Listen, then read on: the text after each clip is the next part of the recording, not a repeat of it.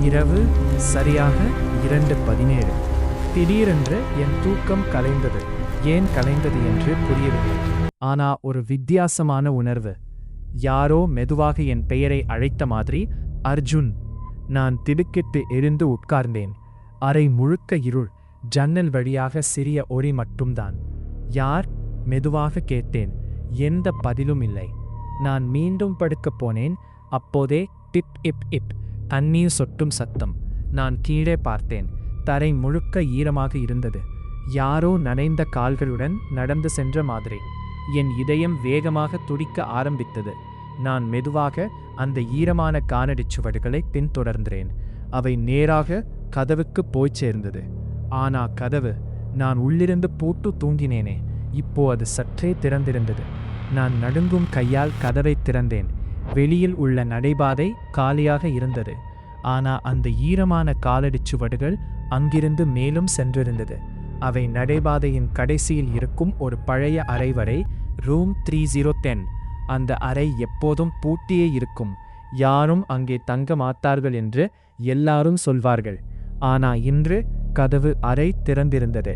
என் உடம்பு முழுக்க குளிர்ந்து போன மாதிரி இருந்தது. நான் மெதுவாக அந்த கதவுக்கு அருகே சென்றேன். கிரீக். கதவு தள்ளி திறந்தேன். உள்ளே முழுக்க இருள். அப்படியே உள்ளே ஒரு அடியை வைத்தவுடன் டாம். என் பின்னால் கதவு பலமாக மூடப்பட்டது. யார் அங்கே? நான் கத்தினேன். அந்த சத்தம் மட்டும் டிப் டிப் டிப். நான் மொபைல் டார்ச் ஆன் செய்தேன். அறை காலியாக இருந்தது. ஆனா நடுவில் ஒரு பழைய நாற்காலி இருந்தது. அதன் கீழே தண்ணீர் தேங்கியிருந்தது.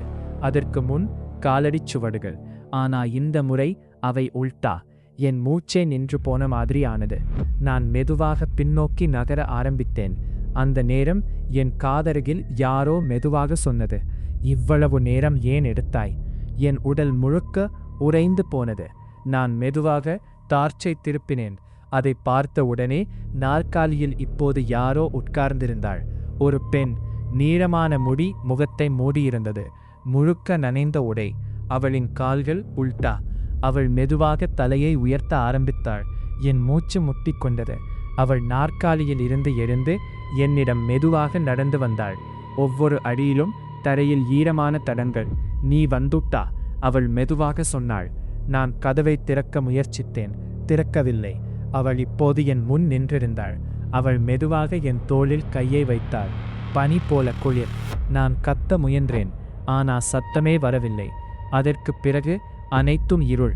அடுத்த நாள் காலை கட்டிடத்தில் உள்ளவர்கள் பார்த்தார்கள். ரூம் 3010 கதவு திறந்திருந்தது. உள்ளே யாரும் இல்லை. தரையில் ஈரமான காலடிச் சுவடுகள் மட்டும். அவை நடைபாதை வழியாக என் அறை வரை சென்றிருந்தது. என் அறையும் திறந்திருந்தது. ஆனா நான் எங்கும் இல்லை. படுக்கை ஈரமாக இருந்தது. யாரோ இரவு முழுக்க அங்கே உட்கார்ந்த மாதிரி.